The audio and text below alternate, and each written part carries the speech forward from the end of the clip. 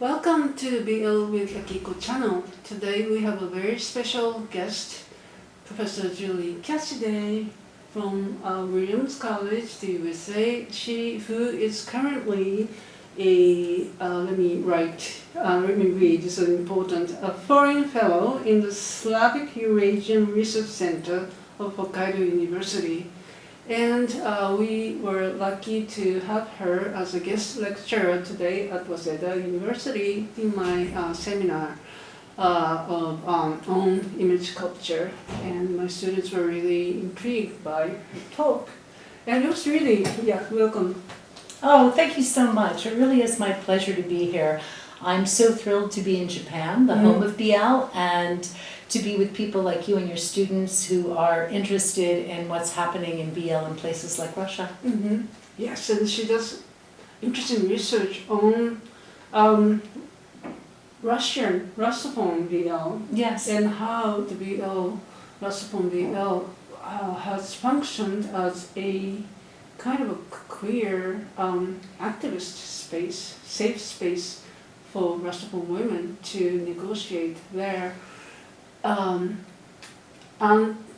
unorthodox gender or sexual identities. Yes. Yeah, this is something that was a discovery to me because like so many people who begin researching BL, you read scholarship in which you hear about how BL is made by women, for women, and I discovered that among the Russophone Fujoshis, the Russian-speaking Fujoshi that I was talking to, that many of them may have been born as women, assigned a female at birth, but they, thanks to being a reader and maybe even a writer of BL and BL media, a creator of it, that they identify not as straight or not as female. So yeah, it was really a discovery for me.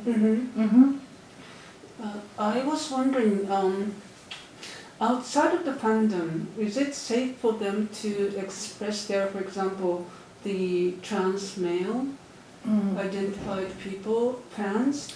Is it okay for them to act as a man on the street?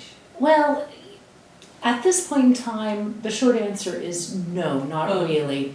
In 2023, basically, trans-positive healthcare was banned in the Russian Federation, and the trans people that I met while doing my research had all done gender-affirming medical care before 2023. And so at this point in time in Russia, trans people really are, for lack of a better word, demonized. They really are being used as an example of the decadence of Western civilization. So the trans people that I met and talked to at this point in time, no, it's really not very safe for them to express their transness openly. Yeah. And also for the other women who use their masculine nicknames and use their masculine grammars to refer to them in the fandom, in their meetings, in-person meetings and also online. But do they have to act as a normal women at school and at the workplace and stuff? Absolutely, and I had several people with whom I spoke tell me about how they had to lead basically a double life. They had a name in the fandom and a kind of their, could express what they felt was their true identity gender-wise and in terms of sexuality within the fandom. And for their work or their education, they would have to basically straighten things up. That they kept those two lives pretty separate. Yeah. In Japan, things are different, but it used to be that Fujoshi or the fans of BL used to really hide the fact from their other friends in other circles. But nowadays, because BL has become so popular, that it's not stigmatized any longer. At least to say that I do read or watch some BL is not a stigmatized stuff. But I think still to declare that you are a fan of the really hardcore, explicit pornographical BL might be still a stigmatized thing because in this society, this culture, women are not supposed to be, the subjects who enjoy porn, What about that because you are American, working in America on the Russellbone culture, I was thinking if you can talk a little bit about the Russellbone culture, in Russellbone culture, and what you see in the American context. Oh, okay. Well, I'll start with in the Russophone context. Well, first of all, I found that a lot of the people I spoke to, they were fans of all kinds of very explicit BL. Explicit sex, non-consensual sex, and they had no problem in the fandom writing about that, creating their own BL, their own fan fiction that could be very explicit. However, they did have shame about being a BL fan. Yeah, and it's something that because, unlike Japan, where this is not publicly acceptable, just doing, writing slash fan fiction or reading BL or Chinese danmei was a little bit something you had to hide. And I had people tell me, well, you wouldn't tell your friends at school that you do this, so that kind of a thing. And that shame meant that people were always surprised that I wanted to talk to them. That this topic is something that I, as a researcher, would talk about. So they were actually seemed to be grateful that I was curious about their lives as readers of BL, as creators of BL. Yeah. In the U.S. context, very different. The people, I have students at a small college in the United States, and some of them were very open about their BL fandom and about all the different things they had done when they were younger and what they were doing now. And so that's something that I think you can be pretty open about. And it did strike me, though, that in the United States, with the people that I've met who are BL fans, there's a very heavy queer component there as well. That a lot of young queers find BL very important, seeing the representations of same-sex love, very important to them understanding who they are. Another question is that I was, as I heard your lecture today, I was wondering if you are going to publish your research completely criticizing the Putin administration. Yes, no holds barred.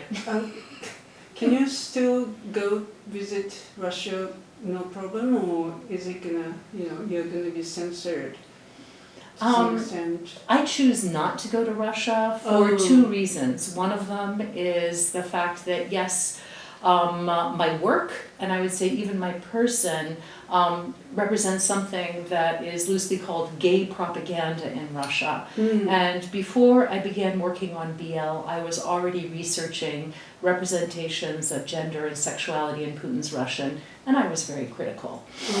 So I choose not to go for that reason. The second reason is I choose not to go to Russia because of the very unjust and very tragic war in Ukraine that's happening right now, and I would never want to put any of my support in what's happening with that war in the Russian Federation. Did you study in Russia, though? Yes. In the past? Yeah. Oh, yeah. I used to go to Russia quite frequently, so I haven't been since 2018, however. Yeah. And it's sad. I wish I could go. A different question. The very best, the BL novel that became a bestseller, The Pioneer. Yes, yeah. And I was wondering, because the protagonist, one of them is a high schooler, and the other one is a college-aged camp consultant. Did anyone think it was problematic, or the issue that the teenager is having an affair with a slightly older guy? Like the high schooler would be like 17-year-old. I think the age difference is maybe 3 or 4 years at most, if I remember correctly.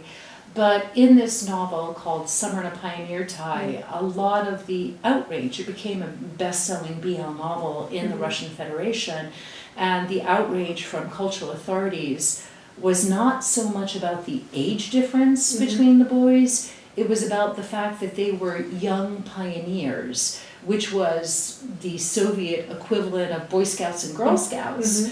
And people said that this was desecrating the sacred institution of the young pioneers and even the red ties they wore around their neck, which sounds a bit odd to me, but that was one of the great objections. Yes, was that this was set in the Soviet era, which has become a source of great nostalgia in Putin's Russia, and that the institution of the young pioneers was a part of that nostalgic memory. And no one could imagine that two boys as young pioneers would, fall in love and have sex.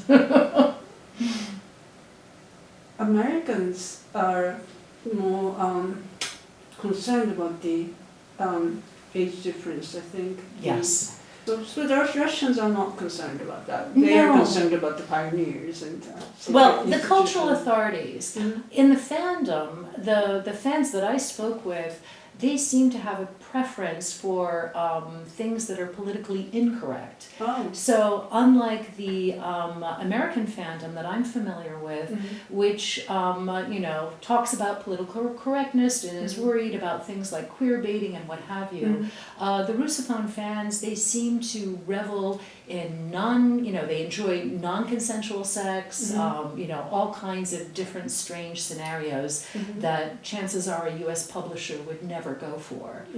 I've also found among my students that on the one hand, they, in certain circumstances, might talk about the political correctness of things like an age difference, but the media they consume is very, very diverse. They might be looking at it online anyway. Okay. Okay, wow.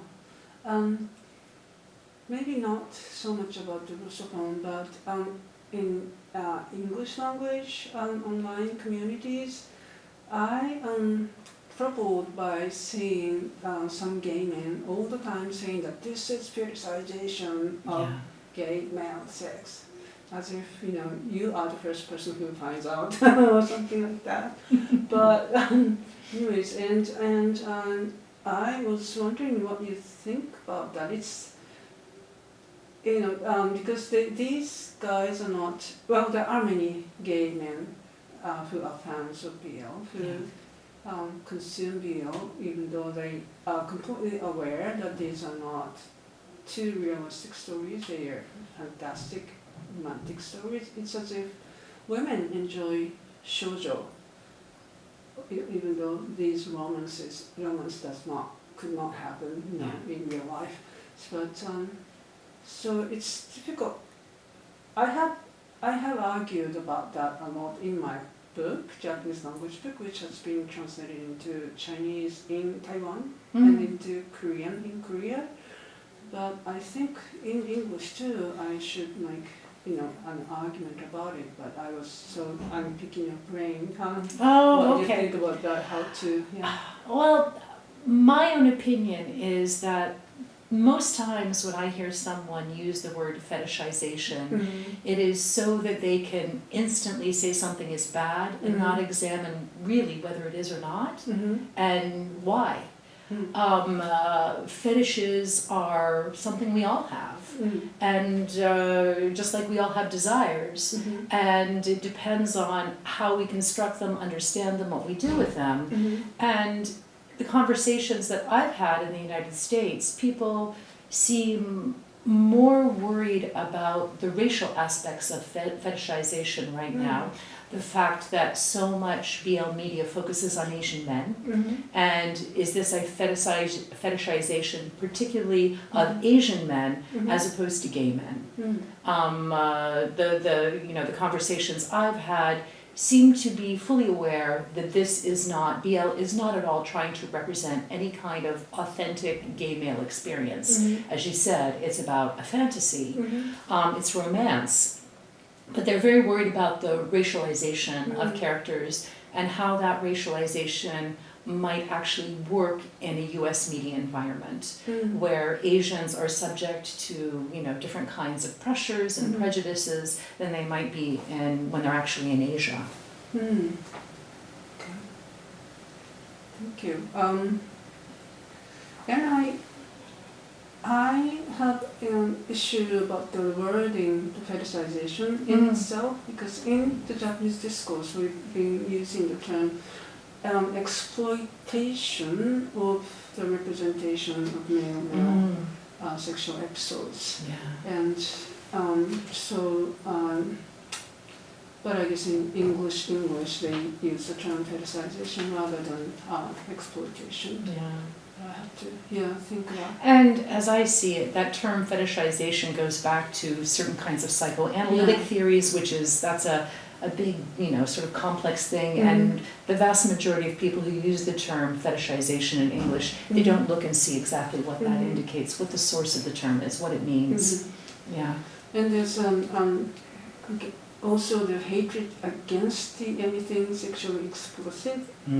Like the author of Heartstopper, she's been vocal about, well, my thing is good because there's no explicit sex. The Japanese BL sucks because there's a lot of unconsensual, sexual explicit acts, and I think that's bullshit too. So.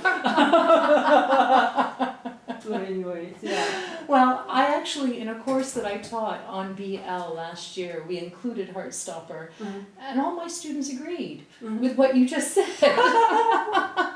They actually thought that, that what Alice Oseman has put out there on the internet about her work not being BL isn't particularly meaningful, and it's just an attempt to, to demonize someone else. Right, to demonize someone else to make you look superior is not a good path to go. So I shouldn't have said bullshit. But anyway, you did. It's sad. It's sad. Okay. All right. Thank you. So so this time in Japan, did you do any research in Japan too? Oh yes, I was actually talking to some of these Russophone fans of BL, and I was. Who live in Japan? No. This was all on the internet. Oh, okay. And basically, I would walk into bookstores and I would see the shelves of BL and be delighted and clap my hands. And it's been so interesting for me to be in Japan. I had the opportunity to talk about my research at Hokkaido University, and one of the people in the audience had so many questions because she remembered very, very vividly being in the fandom in the 1990s. And she had never imagined that someone would do this kind of work. So it's been very interesting simply hearing people's attitudes, their experiences, and being in Japan where this is so woven into what it is that people do, the books they buy. Yeah. I guess it's a great timing for you to be in Japan too. This is why I came here. I think I may be the first BL specialist. Well, I do other things, queer culture, but my books are on BL, and the first professor who has the full-time position doing this. You are a lucky person, and we are all grateful to you for your research. Okay, so thank you. Oh, and thank you. It's such a pleasure to talk to you. It was a great lecture, and look forward to her book. Yeah. It will come out. Pretty soon. Soonish. We'll see. Soonish, yeah. Okay, thank you, Joey. And thank you.